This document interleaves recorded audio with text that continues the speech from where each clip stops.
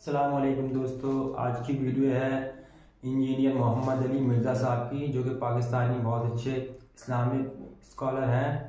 اور ویڈیو کا ٹاپک ہے جب انسان پہ مصیبت پریشانی آتی ہے، کوئی غم آتا ہے تو وہ عذاب ہوتا ہے یا آزمائش ہوتی ہے۔ اس ویڈیو میں یہی جانیں گے، تو ویڈیو کرتے ہیں سٹارٹ۔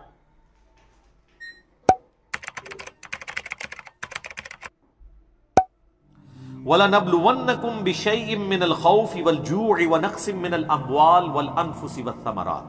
ہم ضرور آزمائیں گے دنیا کی زندگی میں تمہیں خوف کے ذریعے، بھوک کے ذریعے، جان اور مال میں نقص کے ذریعے۔ وَبَشِّرِ الصَّابِرِينَ، اور بشارت ہوگی صبر کرنے والوں کے لیے۔ تو یہ ساری تکلیفیں، ان کو آپ مکافات عمل کہہ کے نہیں جان چھڑا سکتے، یہ اللہ کی طرف سے آزمائش بھی ہو سکتی ہے کسی کے اوپر۔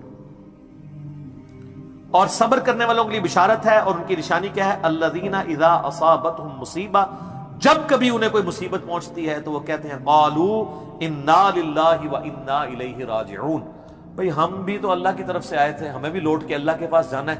اگر کوئی تکلیف آئی ہے تو یہ بھی چلی جائے گی نا۔ سب سے بڑی تکلیف کیا ہے؟ موت، وہ بھی تو ہم پہ آنی ہے نا۔ تو اس سے پہلے اگر چھوٹی تکلیف آئی ہے تو اللہ کی طرف چلی جائے گی۔ اس کانٹیکسٹ میں ایک حدیث ہے صحیح مسلم میں، بڑی زبردست۔ ام سلمہ کہتی ہیں کہ جب ابو سلمہ میرے خاوند فوت ہوئے، مجھے ان کی فوتگی کی خبر ملی تو میں نے حضور سے ایک دعا سن کے یاد کر رکھی تھی کہ جو کوئی وہ دعا مانگ لے گا اللہ تعالیٰ اس سے بہتر اسے نعم البدل دے دے گا۔ اور وہ دعا آدھا پورشن تو یہی ہے، سورۃ البقرہ کی آیت نمبر 156، انا للہ وانا الیہ راجعون۔ اس کے بعد ہے اللہم اجرنی، یہ جھٹکے سے ملے گا، اللہم اجرنی، حمزہ آگے، اللہم اجرنی فی مصیبتی واخلف لی خیرا منہا، اے اللہ مجھے اس مصیبت میں اجر عطا فرما اور میرے لیے اس سے بہتر نعم البدل کر دے۔ تو کہتی ہیں کہ نبی علیہ السلام نے فرمایا تھا جو یہ دعا مانگ لے گا نا تو اللہ تعالیٰ اس کی کمپنسیشن فرما دے گا، اسے بہتر نعم البدل دے گا۔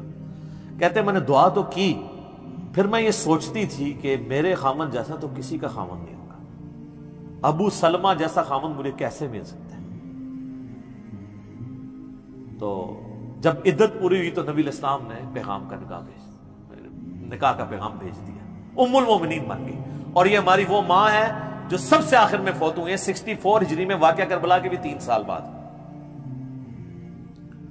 تو اس دعا کی، یہ دعا یاد رکھیں، چھوٹی موٹی بھی کوئی بھی تکلیف، کوئی بچوں کو موچتی ہے گھر میں، کسی کو زخم لگتا ہے، ٹھوکر لگ جاتی ہے، کوئی مالی نقصان ہو جاتا ہے، فوراً یہ دعا۔ اور میں نے الحمدللہ 20 دفعہ یہ دعا آزمائی ہے۔ وقتی طور پہ تو فیل ہو رہا ہوتا ہے کہ یار کوئی مسئلہ خراب ہو گیا، لیکن اس کے بعد اسی شر کے اندر خیر چھپی ہوئی ہوتی ہے، وہ مل جاتی ہے۔ اس آپ دعا کو یاد رکھیں، اور صبح شام جو چھوٹی موٹی کوئی خبریں بھی آپ کو ملتی رہتی ہیں نا، اس کے اوپر آپ یہ دعا پڑھتے رہیں، یہ آپ کے لیے ایک بہت بڑا وظیفہ ہے انشاءاللہ تعالی۔ نیک لوگوں کو جو تکلیفیں آتی ہیں نا دنیا میں، وہ ان کے درجات کو بلند کرنے کے لیے آتی ہیں۔ اور یہ اللہ تعالیٰ نے بڑی سختی کے ساتھ سورۃ العنکبوت کے اندر نا صحابہ کرام کو ایڈریس کر کے نا یہ فلسفہ کلیئر کیا ہے، آیت نمبر 2 اور 3 کے اندر، احسب الناس ان یترکوا ان یقولوا آمنا وهم لا یفتنون، کیا لوگ اس گمان میں ہیں کہ انہیں صرف اس بات پہ چھوڑ دیا جائے گا کہ وہ ایمان لے آئے اور ہم ان کی آزمائش نہیں کریں گے؟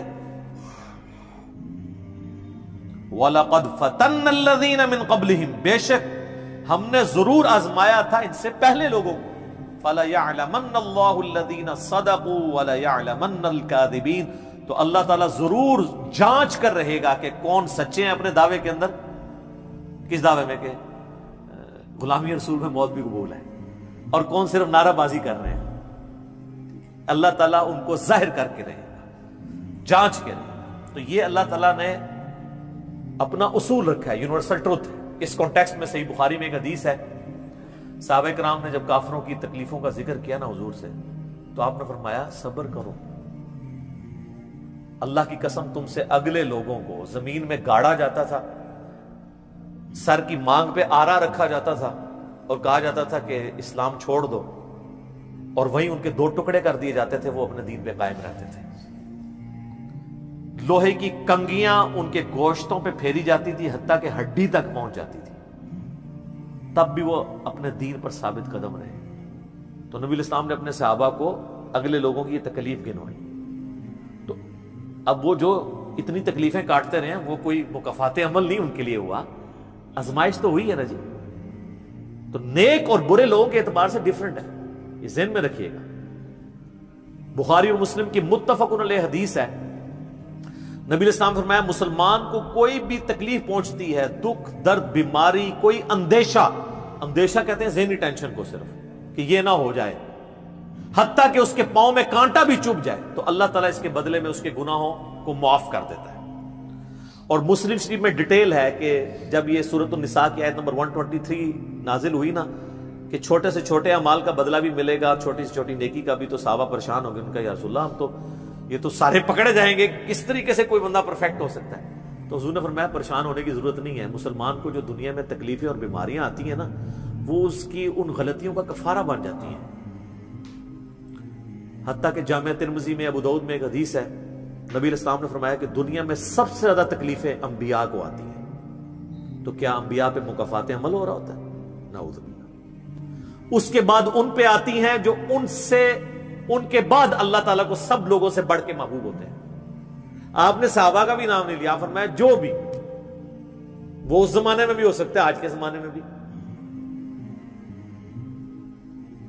کیونکہ بعض اصحاب تو ایسے ہیں جنہوں نے کفر کی زندگی میں بھی موج کی ہے اور اسلام کی زندگی میں موج کی ہے, وہ تکلیفوں سے گزرے ہی نہیں ہیں.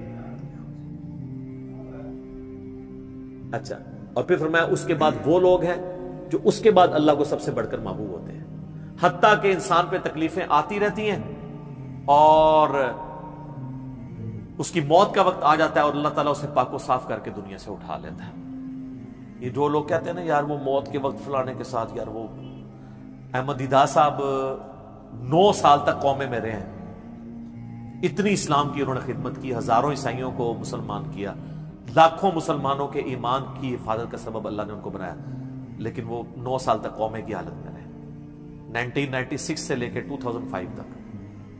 تو کوئی کچھ کہتا تھا جی یہ وہ, جی وہ عیسائی بھی ان کو کہتے تھے دیکھو جی اس کو بدوا لگ گئی اور یہ وہ ہو گیا, گستاخ ہے, یہ وہ ہے. تو یہ تو کوئی طریقہ نہیں ہے.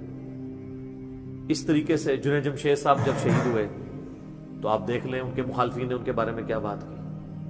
اور سر صحابہ کرام کو تو رومن امپائر کی بیٹل فیلڈز کے اندر تیل کے کڑاؤں میں روسٹ کیا گیا ہے, تو آپ کیا کہیں گے نعوذ باللہ ان کے ساتھ یہ کچھ ہو گیا؟ ابو عبیدہ ابن جرح, معاذ ابن جبل لاڈلے ترین اصحاب ہیں, طاعون کے مرض میں شہید ہوئے ہیں, اور طاعون میں اتنے بڑے بڑے پھوڑے جسم کے اوپر نکلتے ہیں. آپ تو سمجھتے ہیں کہ صحابہ کرام جو ہے وہ بڑے سکون سے بیٹھتے ہوں گے اور پھر کلمہ پڑھتے ہوں گے, ساتھ ہی ایسے روح پرواز کر جاتی ہوگی. حضرت حمزہ ابن عبد المطلب کا مسلح ہوا ہے, سید الشہداء ہیں.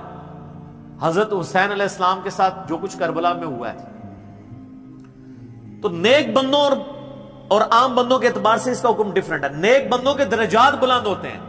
حسین ابن علی سے اتنی بڑی قربانی نے اللہ نے لی کہ قیامت والے دن ان کو جنتی نوجوانوں کا جو سردار ہونا ہے اس کو جسٹیفائی کیا جائے کہ آؤ جی حسین جیسی ہے کسی قربانی, بنا دینا سردار, آ جاؤ لے کے آؤ. کوئی کھڑا ہو سکتا ہے؟ ابھی تک 1500 سال میں تو نہیں کوئی دعویٰ کرے گا کھڑا ہونے کا. تو اللہ تعالیٰ نیکیوں کو جسٹیفائی بھی کرواتا ہے, وہ مکافات عمل نہیں ہو رہا ہوتا. نیک لوگوں کے لیے ڈیفرنٹ ہے, ان کے درجات بلند ہوتے ہیں, اور باقی عام لوگوں کے لیے یہ ہے کہ ان کے لیے بھی آپ نہیں کہیں گے کہ ان پہ عذاب ہے, یا اللہ کی طرف پلٹنے کا ذریعہ ہے, یا ان کے گناہوں کا کفارہ ہے. یہ آپ نے کسی پہ نہیں کہنا اس کے اوپر لعنت پڑ گئی, اس کے اوپر یہ ہو گیا, اس کے اوپر یہ ہو گیا. یہ آپ کو کسی نے رائٹ نہیں دیا. یہ بہت بڑا ظلم ہے. ایک طرح کے معاملات ہوئے ہوتے ہیں دونوں کے ساتھ. اب آپ دیکھ لیں سنیوں میں سے کوئی جیل میں جاتا ہے تو شیعہ کہتے ہیں دیکھا جی مکافات عمل ہے, شیعہ میں سے کوئی جاتا ہے سنی کہتے ہیں مکافات عمل ہے. تو یہ آپ جو مرضی, اور اپنوں کے لیے کہتے ہیں آزمائش ہے. تو یہ آج کی ڈیٹ میں آپ نے سب کے لیے آزمائش ہی کہنا ہے, ورنہ یہ مسئلہ بالکل خراب ہو جائے گا. اللہ ہی اللہ جی, اللہ تعالیٰ سے خیر مانگنا چاہیے, اللہ تعالیٰ کی طرف رجوع لانا چاہیے. اس حوالے سے بخاری اور مسلم دونوں میں حدیث ہے. میں اب آپ کو تھوڑے وظیفے بھی بتا دوں نا, ظاہر آزمائشیں تو ہر بندے پہ آتی ہیں, اللہ کی طرف رجوع بھی لانا چاہیے. ان آزمائشوں سے نکلنے کا طریقہ کیا ہے؟ بخاری اور مسلم دونوں میں حدیث ہے. نبی صلی اللہ علیہ وآلہ وسلم کے بارے میں انس بن مالک کہتے ہیں کہ نبی علیہ السلام کی اکثر دعا یہی ہوا کرتی تھی, اللہم ربنا آتینا فی الدنیا حسنہ वफिल आखिरति हसनतुम वक़िना अज़ाबन नार। आमीन। ये बुखारी मुस्लिम में भी है, सूरतुल बकरा की आयत नंबर 201 है। ऐ अल्लाह हमें दुनिया में भी भलाइयां अता फरमा और आखिरत में भी भलाइयां अता फरमा, और आखिरत की सबसे बड़ी भलाई भी साथ मांग ली, वक़िना अज़ाबन नार, आग के अजाब से हमें बचा ले। आमीन। ये अक्सर आपकी दुआ होती थी। इस कॉन्टेक्स्ट में एक हदीस है बड़ी इंटरेस्टिंग, सही मुस्लिम में। एक सहाबी बीमार हुए, हत्ता के बिल्कुल हड्डियों का पिंजर बन गए, और सहाबा कहते हैं चिड़िया की तरह उनकी जान हो गई। नबी अलैहिस्सलाम उनकी इयादत के लिए गए। आपने जब देखा, आप फरमाया तू अल्लाह से क्या मांगता है? चंगा बंदा, टुरदा फिरदा बंदा एड़ा मंजी दे पै गया और बिल्कुल ढांचा पिंजर बन गया हड्डियों का। उसने कहा या रसूलल्लाह, मैं अल्लाह ताला से ये दुआ करता हूं कि ऐ अल्लाह, जो तूने मुझे आखिरत में अजाब देना है ना, दुनिया में ही दे दे। आखिरत का अजाब तो बहुत सख्त है, तो मुझे दुनिया में ही वो अजाब दे दे। सुभान अल्लाह, क्या तुम दुनिया में भी अल्लाह की तकलीफ बर्दाश्त कर सकते हो? ओए तुझे तो चाहिए था, तू कहता अल्लाहुम्मा रब्बना आतिना फिद दुनिया हसना व फिल आखिरति हसनतुम वक़िना अज़ाबन नार। यानी आप अल्लाह ताला को माज़अल्लाह को फैनेटिक समझते हैं कि आप कहेंगे जी उसने अज़ाब तो जरूर देना है तो मुझे इधर दे दे। ओ यार, अल्लाह से अच्छा ही गुमान रखो। बुखारी मुस्लिम दोनों में हदीस है, मैं अपने बंदे के गुमान के करीब हूं जैसा मेरे बारे में गुमान रखे, बशर्ते करतूत भी ठीक करे।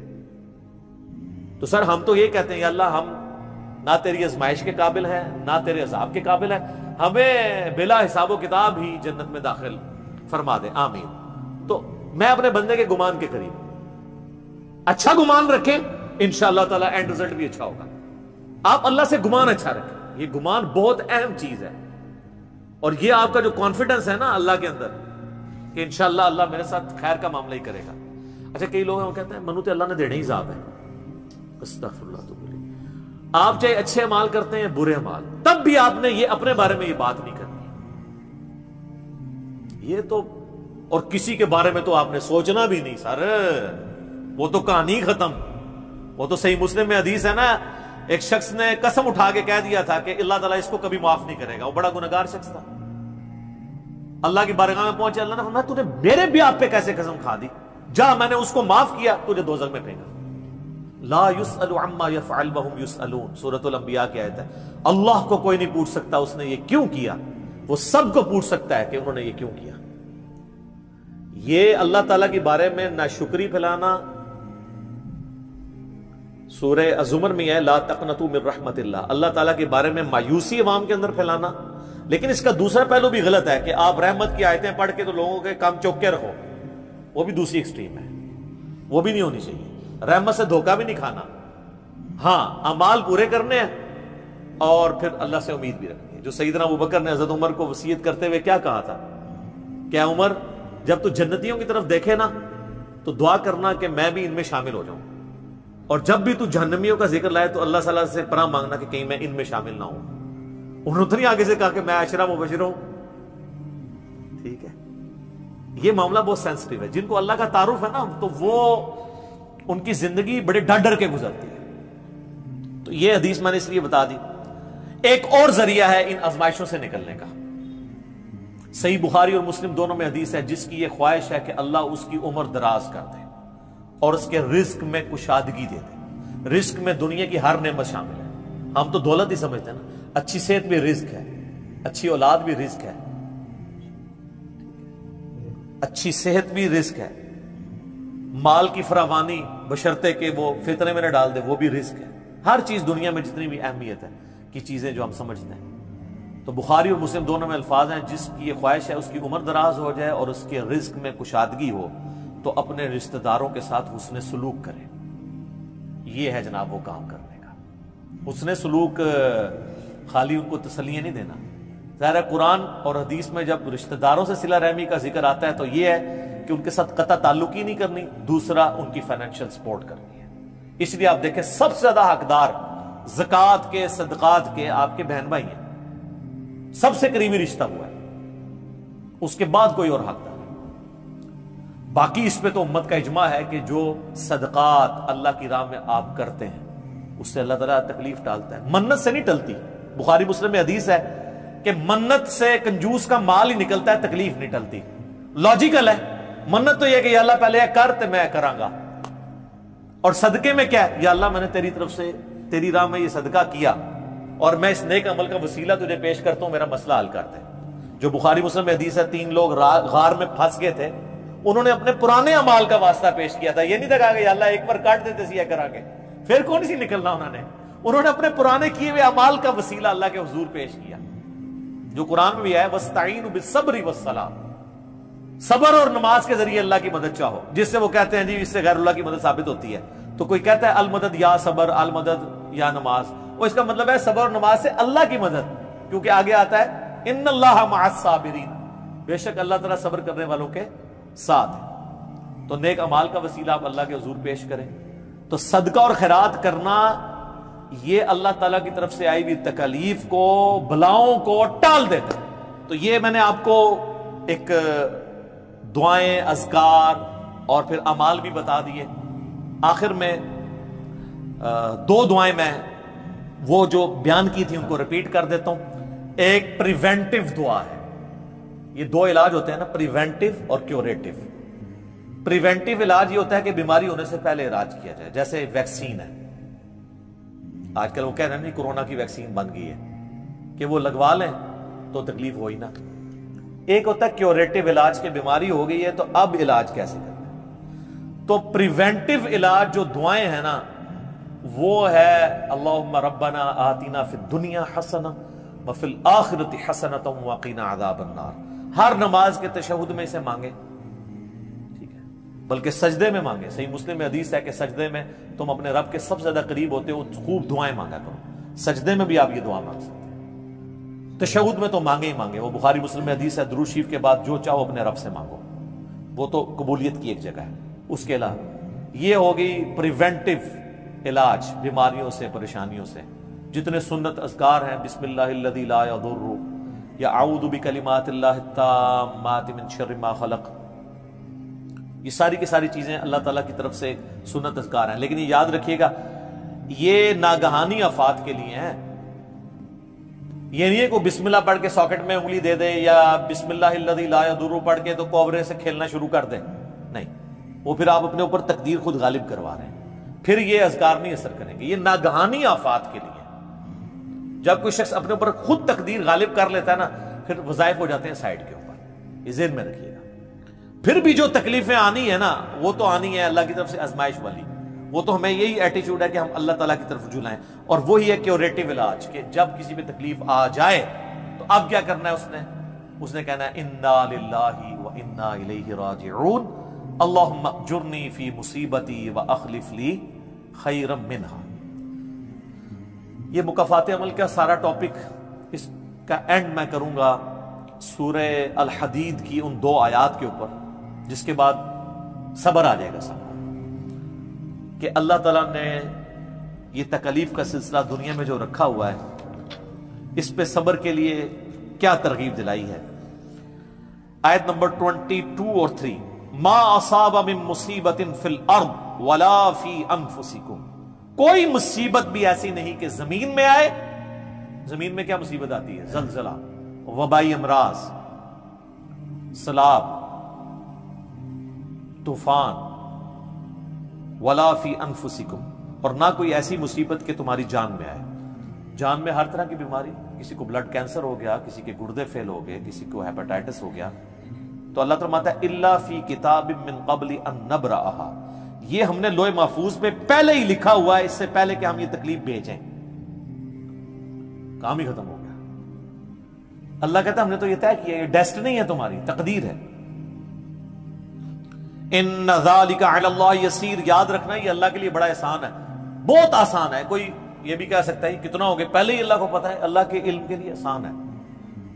سورۃ الانعام میں تو یہاں تک آیا ہے کہ خشکیوں میں یا سمندروں کے اندر کسی درخت کا اگر پتا بھی گرتا ہے نا تو اللہ کو پہلے سے علم ہے، اور زمین کی گہرائیوں میں کوئی دانہ بھی پھوٹتا ہے نا وہ پہلے۔ اب ظاہر ہے ہمارا ذہن تو اس ڈیٹے کو سمجھ نہیں سکتا، بلکہ آج ہم نے لیپ ٹاپس میں، ہارڈ ڈسک میں وہ ڈیٹا سٹور کر لیا ہے جو 8 سے 100 سال پہلے کا انسان اس کو ماننے کے لیے تیار نہیں ہوگا کہ یہ ٹچ سکرین موبائل کیا کر سکتا ہے، اتنی دور بات کر سکتے ہیں، وہ تو اس کو بھی ماننے کے لیے تیار نہیں ہوں گے۔ لیکن ہو گیا نا کہ انسان کو اللہ نے ترقی کرائی ہے، تو اللہ کا علم تو بہت کامل ہے۔ لِكَيْ لَا تَأْسَوْا عَلَى مَا فَاتَكُمْ، یہ ہم نے اس لیے کیا، یعنی ہم نے تقدیر میں پہلے یہ چیزیں لکھی تھی تاکہ تم مت افسوس کرو اس چیز پہ جو تم سے چھین لی جائے. وَلَا تَفْرَحُوا بِمَا آتَاكُمْ، اور اس پہ شیخی مت بگاڑنا جو اللہ نے تمہیں دی ہے. اللہ کسی سے لے کے ازماتا ہے تو کسی کو دے کے بھی ازماتا ہے.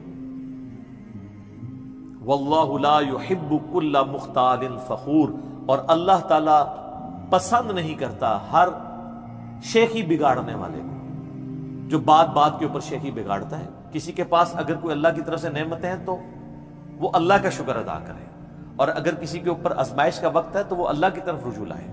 اس لیے تو نبی علیہ السلام نے فقر کی زندگی گزاری ہے نا سر. باقی نیک بندوں کے لیے درجات کی بلندی کا ذریعہ ہے آزمائشیں آنا.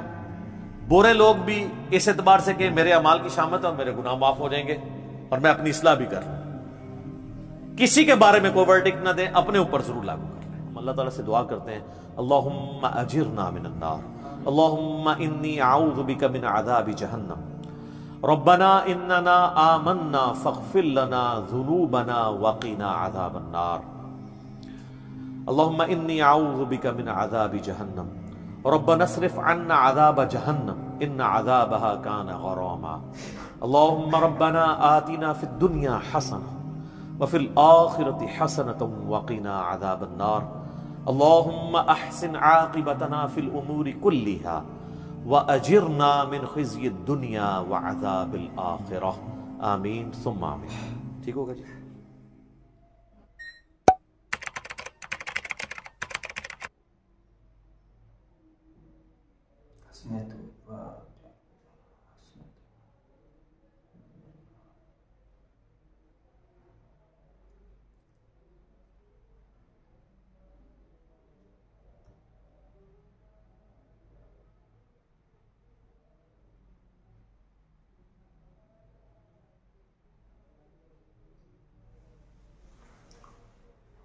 ویڈیو کمپلیٹ ہو چکی ہے دوستو. آپ کو یہ ویڈیو کیسی لگی؟ مجھے بھی اچھی لگی. آپ یہ بتائیں کمنٹ کر کے آپ کو کیسی لگی، اور اچھی لگی تو ایک لائک کر دیجئے، کمنٹ کر دیجئے، میرا چینل سبسکرائب کر دیجئے. پھر ملتے ہیں کسی ویڈیو میں کسی نئے ٹاپک کے ساتھ. تب تک کے لیے اللہ حافظ. شکریہ.